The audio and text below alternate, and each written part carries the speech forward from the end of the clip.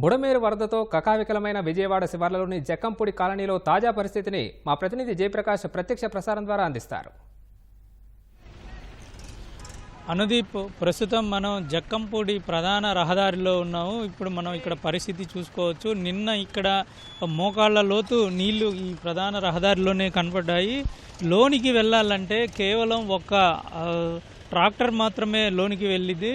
ఆ పరిస్థితి ఉన్నది. ఎందుకంటే నిన్నటి నుంచి క్రమంగా తగ్గుకుంటూ ఈరోజు చాలా వరకు ద్విచక్ర వాహనాలు కూడా బయటికి వచ్చే పరిస్థితి మనకి కనబడుతుంది. ఈరోజు జనసంచారం విపరీతంగా పెరిగిందని చెప్పుకోవచ్చు. కొంతమంది నడిచి చాలామంది రావటం, అదేవిధంగా ద్విచక్ర వాహనాలతోటి ఈరోజు రావటం ఎక్కువగా మనకి కనబడుతుంది. మరొక వైపు ఇటు బస్సులు ప్రత్యేకంగా వరద బాధితుల సహాయార్థం ఉచిత బస్సు సర్వీసులు పెట్టి మరీ లోన ఏదైనా బయటికి వెళ్ళాలంటే వాళ్ళని తీసుకురావటం, అదేవిధంగా లోనికి కూడా తీసుకువెళ్లేందుకు ప్రత్యేకంగా ఈ బస్సులు కూడా ఈరోజు ఆర్టీసీ నుంచి ఏర్పాటు చేశారు. మరొక వైపు లోన చూసుకున్నట్లయితే కాలనీ లోపల చాలా వరకు మోకాళ్ళ లోతు ఉన్న నీళ్లు ఈరోజు పాదాల పైకి మాత్రమే చాలా చోట్ల ఉన్నాయని చెప్తూ ఉన్నారు. ఇక్కడ నుంచి ఈరోజు సహాయార్థంగా చాలామంది ఎన్జిఓలు, అదేవిధంగా స్వచ్ఛంద సంస్థలు, మరోవైపు జిల్లా నలుమూలల నుంచి ఇక్కడికి వచ్చి దుప్పట్లు, ఆహార పంపిణీ ఇదంతా జరుగుతూ ఉంది. లారీలతోటి కూడా కొన్ని నిత్యావసర సరుకులు తీసుకువెళ్ళి ఇస్తూ ఉన్నారు. ఇక్కడ దగ్గరలోనే వైద్య సిబ్బంది, అదేవిధంగా ఇక్కడ కొంతమంది అధికారులు ఉండి వచ్చినటువంటి సహాయార్థం వచ్చినటువంటి వాటిని మొత్తం ట్రాక్టర్లోకి ఎక్కించి, చిన్న వాహనాల్లోకి ఎక్కించి కాలనీలోకి పంపించి అందరికీ అందేలాగా చూస్తూ ఉన్నారు. ఈ లారీలో చూసుకోవచ్చు ఇక్కడ కొంత ఆహార పంపిణీ అనేది ఇందులో నుంచి జరుగుతుంది.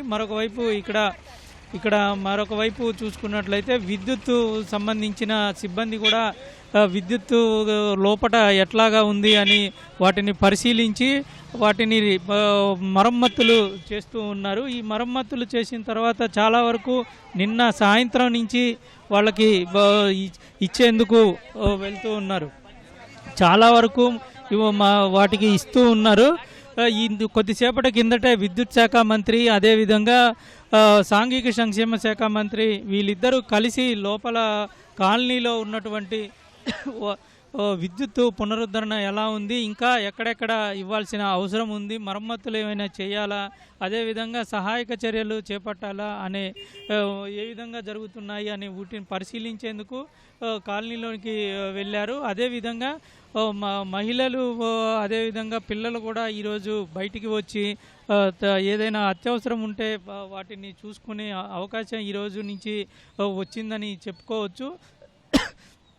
అయితే కాలనీకి వెళ్ళే ప్రధాన రహదారి ఈ మలుపులో మాత్రమే చాలా వరకు నీళ్లు ఉన్నాయి. ఈ నీళ్లు కనుక దాటితే లోపల చాలా తక్కువే ఉన్నాయని చెప్తూ ఉన్నారు. అందుకే చాలామంది ఇక్కడ వరకు రాగలుగుతూ ఉన్నారు.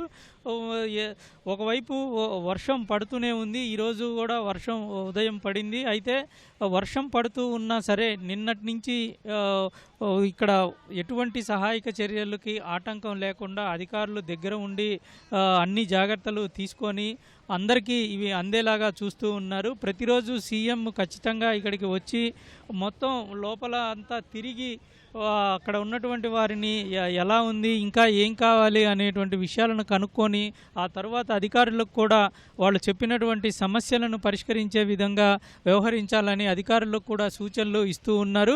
ప్రస్తుతం సీఎం కూడా ఈ వరద బాధితులకి మాట్లాడేందుకు బయలుదేరి మధ్యలో ఇటు భవానీపురం, అదేవిధంగా ఈ దగ్గరలో కబేలా సెంటరు అన్నిటిలో మాట్లాడుతూ ఉన్నారు. ఇక్కడికి కూడా వచ్చే అవకాశం మనకి కనబడుతూ ఉంది. అయితే ఈరోజు ఇంకా చాలా వరకు తగ్గిందని చెప్పుకోవచ్చు. అదేవిధంగా రేపు ఈరోజు రేపటిలోగా మరింత మెరుగ్గా రవాణా మార్గం ఇంకా వచ్చేలా అవకాశం అయితే కనబడుతూ ఉంది.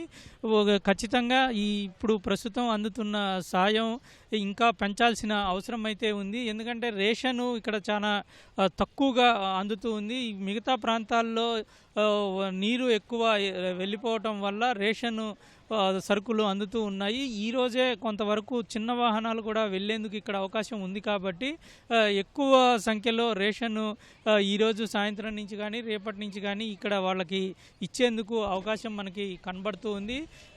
పూర్తి స్థాయిలో అందించేందుకు అధికారులు చర్యలు చేపడుతూ ఉన్నారు. మరొక వైపు రవాణా మార్గాన్ని పెంచి అత్యవసర చికిత్స అందించేందుకు ఇక్కడ అన్ని చోట్ల అంబులెన్సులు కూడా ఏర్పాటు చేస్తున్న పరిస్థితి అయితే ఇక్కడ ఉంది. కెమెరామెన్ ఎంఎస్ఎన్తో Jayaprakash, ETV news, Jakkampudi main road నుంచి.